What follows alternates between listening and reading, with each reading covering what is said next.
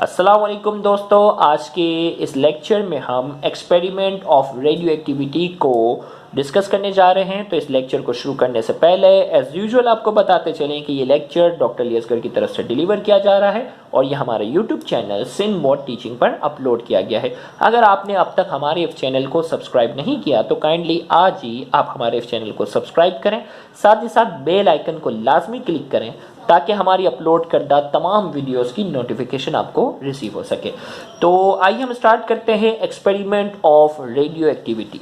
तो सबसे पहले हमें डेफिनेशन समझनी होगी रेडियो एक्टिविटी की। तो याद रहे, रेडियो एक्टिविटी के फिनोमिना को डिस्कवर करने वाले साइंसदान का नाम है हेनरी बेकरेल। पेपर में आपने इतना लंबा चौड़ा इंट्रोडक्शन लिखने की जरूरत नहीं है, आपके पास टाइम भी नहीं होगा, तो हम सीधा इसकी डेफिनेशन से बात करते हैं। The emission of invisible radioactive rays from radioactive elements is called radioactivity. These rays cause fogging on photographic film. The radioactive rays are alpha, beta and gamma. यहाँ हमने कहा the emission of invisible rays from radioactive elements. कुछ elements हैं कुदरती तौर पर ऐसे पाए जाते हैं जिनसे कुछ रेडिएशन निकल रही होती है। कुदरती तौर पर कुछ रेडिएशन निकलती हैं जो हमें आम आंखों से नजर नहीं आती, इनविजिबल होती हैं। तो हमने कहा the emission of invisible rays from radioactive elements, सबसे नहीं, जिन एलिमेंट्स से, गौर से सुनिएगा, जिन एलिमेंट्स से ये रेडिएशन बाहर निकल रही होती हैं उन एलिमेंट्स को हम नाम देते हैं रेडियो एक्टिव एलिमेंट्स। और इस फिनोमिना को, इस प्रोसेस को हम कहते हैं रेडियो एक्टिविटी। तो यानी किसी भी एलिमेंट से इनविजिबल रेडिएशन का बाहर निकलना, ये कहलाता है रेडियो एक्टिविटी। और जिन एलिमेंट से ये रेडिएशन निकलती हैं उन्हें हम कहते हैं रेडियो एक्टिव एलिमेंट्स, और इनविजिबल रेस को हम कहते हैं रेडियो एक्टिव रेस। अब ये रेडियो एक्टिव रेस क्या होती है? These rays cause fogging on photographic film. जब इसको फोटोग्राफिक फिल्म से हम स्ट्राइक करते हैं तो वह क्या प्रोड्यूस करती हैं? चमक प्रोड्यूस करने की ये रखती हैं सलाहियत। The radioactive rays are alpha, beta and gamma. और इन रेडियो एक्टिव रेस जो हैं इनकी तीन टाइप्स हैं, अल्फा, बीटा और गेमा। तो आइए इसके एक्सपेरिमेंट को हम पढ़ते हैं। तो सबसे पहले आपने ये डेफिनेशन लिख ली, the emission of invisible rays from radioactive elements is called radioactivity. इसे नाम दे दिया रेडियो एक्टिविटी का। अब ये रेडियो एक्टिविटी जो है ना, दो तरीकों की, types of radioactivity. There are two types of radioactivity. Radioactivity की दो टाइप है, एक नेचुरल रेडियो एक्टिविटी है और दूसरी है आर्टिफिशियल। नेचुरल रेडियो एक्टिविटी क्या है? कुदरती तौर पर कुछ एलिमेंट से इन रेडिएशन का निकलना, कुदरती तौर पर।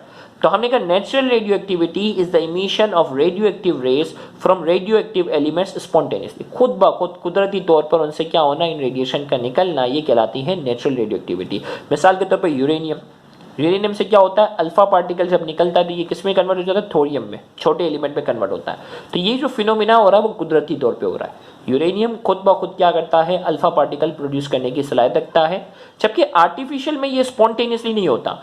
Artificial radioactivity is the emission of radioactive rays from elements non spontaneously, यानी हम उससे कोई पार्टिकल जब स्ट्राइक करवाते हैं ना, जब हम क्या करते हैं, पार्टिकल स्ट्राइक करवाते हैं, तो पार्टिकल स्ट्राइक करने के नतीजे में उससे कुछ चीजें बाहर आती है, तो वो क्या कहलाती है? आर्टिफिशियल। जैसे बेरिलियम है ना, बेरिलियम से हम क्या करते हैं? अल्फा पार्टिकल को टकरा देते हैं। तो अल्फा पार्टिकल टकराते हैं तो बेरिलियम किस में कन्वर्ट हो जाता है? कार्बन में। बेरिलियम किस में कन्वर्ट हो जाता है? कार्बन में। और साथ ही साथ क्या होता है? न्यूट्रॉन वहां से क्या होता है? रिलीज होता है। ये फिनोमिना कुदरती तौर पर नहीं होता, इसमें अल्फा पार्टिकल हमने टकराया था। देखो इक्वेशन के लेफ्ट साइड पे देखो दो चीजें, मतलब अल्फा को हमने बेरिलियम से टकराया, जबकि यहाँ देखो इक्वेशन की चीज एक ही है, मतलब यूरेनियम से हमने किसी चीज को टकराया नहीं है, फिर भी खुद ब खुद क्या कर रहा है? वो अल्फा पार्टिकल प्रोड्यूस कर रहा है। अब एक्सपेरिमेंट ऑफ रेडियो एक्टिविटी की हम बात करते हैं। रदरफोर्ड ने क्या किया? याद रहे इस एक्सपेरिमेंट को भी रदरफोर्ड ने परफॉर्म करवाया था। तो रदरफोर्ड ने क्या किया? रेडियो एक्टिव सब्सटेंस लिया, एक लेड चेंबर, एक बड़ा सा लेड चेंबर बनाया, उसके बिल्कुल एंडिंग वाले पार्ट पर उसने रेडियो एक्टिव सब्सटेंस रखा। और ये रेडियो एक्टिव सब्सटेंस हमें मालूम है उससे क्या होती है? रेडिएशन बाहर निकलती। तो ये रेडिएशन क्या थी? बिल्कुल सीधी लाइन में जा रही थी। ये रेडिएशन क्या थी? बिल्कुल सीधी लाइन में जा रही थी। कैसे पता चल रहा था? फोटोग्राफिक फिल्म थी, फोटोग्राफिक फिल्म रखी तो ये रेडिएशन बिल्कुल सीधी लाइन में, बिल्कुल स्ट्रेट लाइन में जाकर फोटोग्राफिक फिल्म से क्या कर रही थी? वो टकरा रही थी, स्ट्राइक कर रही थी। फिर उसने क्या किया? बैटरी इलेक्ट्रिक फील्ड ली, एक साइड पे कैथोड लगाया और एक साइड पे क्या किया? कैथोड लिया और एक साइड पे क्या किया? एनोड लिया। तो हुआ ये कि इन रेडियो एक्टिव रेज से कुछ रेज जो थी वो नेगेटिव की तरफ चले गई और कुछ रेज जो थी वो पॉजिटिव की तरफ चलेगी। तो रदरफोर्ड ने ये कहा कि जो नेगेटिव की तरफ चलेगी उनके ऊपर कौन सा चार्ज था, पॉजिटिव, और उसका नाम रखा उसने अल्फा पार्टिकल्स। और जो पॉजिटिव की तरफ चलेगी, गौर से सुनिएगा, जो पॉजिटिव की तरफ चलेगी इसके ऊपर कौन सा चार्ज था, नेगेटिव था, और उसका नाम रख दिया गया बीटा पार्टिकल्स। और जो बिल्कुल सीधी गई, कुछ हिस्सा जो था इन रेडिएशंस का वो बिल्कुल सीधा गया, उसके ऊपर कोई चार्ज नहीं था, और उसे नाम दिया गेमा रेज। क्या नाम दिया, उसका नाम रखा उसने गेमा रेज नाम रखा। और गेमा रेज के ऊपर कोई चार्ज, गेमा रेज के ऊपर कोई चार्ज नहीं होता, ये क्या होती हैं, न्यूट्रल होती हैं। तो आइए एक्सपेरिमेंट की अगर हम बात करते हैं, Rutherford use simple method for detection in types of this radiation. Simple method इस्तेमाल किया इन रेडिएशन को डिटेक्ट करने के लिए। He place a little amount of radioactive substance in lead chamber. Lead chamber के अंदर उसने बिल्कुल स्मॉल मिकदार में रेडियो एक्टिव सब्सटेंस रखा। These rays were allowed to pass through magnet और इलेक्ट्रिक फील्ड, और इनको जो इन रेज को इलेक्ट्रिक और मैग्नेटिक फील्ड से गुजारा। इसने क्या ऑब्जर्व किया, in the presence of strong magnetic field 3 distinct lines were found on photographic plate showing that there are 3 kinds of radioactive radiation।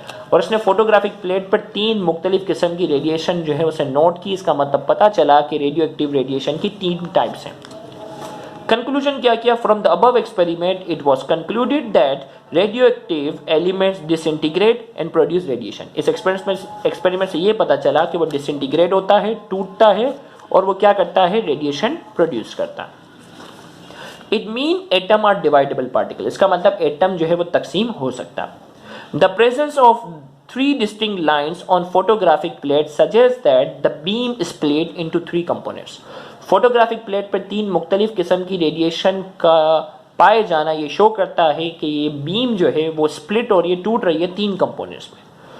2 bending in opposite direction and third did not change its direction. 2 radiation थी ना वो opposite direction में, positive वाली जो थी वो negative की तरफ चली गई, नेगेटिव वाली पॉजिटिव की तरफ चली गई, जबकि तीसरा कंपोनेंट जो है वो कहीं पर भी बेंड नहीं हुआ। तो इसने क्या किया, this shows that the radiation of undeflected beam carry no charge gamma rays. इससे ये पता चला कि ये जो अनडिफ्लेक्टेड रही उसके ऊपर कोई चार्ज नहीं था। और फिर से कहा, the component of the beam deflected upward containing positive charge particle alpha particle, और जो ऊपर की तरफ मतलब नेगेटिव की तरफ चलेगी उसके ऊपर कौन सा चार्ज था, पॉजिटिव, और उसने उसका नाम रखा अल्फा पार्टिकल। और फिर and the component deflected downward contain negatively charge particle beta particles. तो यहां से कहा जो डाउनवर्ड चली गई, जो पॉजिटिव की तरफ चलेगी उसके ऊपर नेगेटिव चार्ज था, और उसने उसका नाम रखा बीटा पार्टिकल्स। तो इस तरीके से इस एक्सपेरिमेंट का कंक्लूजन यहाँ जाकर मुकम्मल हुआ। अगर आपको हमारे ये लेक्चर समझ में आया है, पसंद आया है, तो वीडियो को लाजमी लाइक करें, कमेंट में अपना फीडबैक लाजमी दें, और इस वीडियो को ज़्यादा से ज़्यादा शेयर करके अपना हक ज़रूर अदा करें। याद रहे, बहुत से ऐसे स्टूडेंट हैं जो गवर्नमेंट कॉलेजेस के बाद एक्सपेंसिव कोचिंग सेंटर्स को अफोर्ड करने की सलाहियत नहीं रखते। तो आपका इन वीडियोज़ को ज़्यादा से ज़्यादा शेयर करना, उन तक पहुँचाना आपके लिए सदका जारिया बन सकता है। Thank you very much. Allah.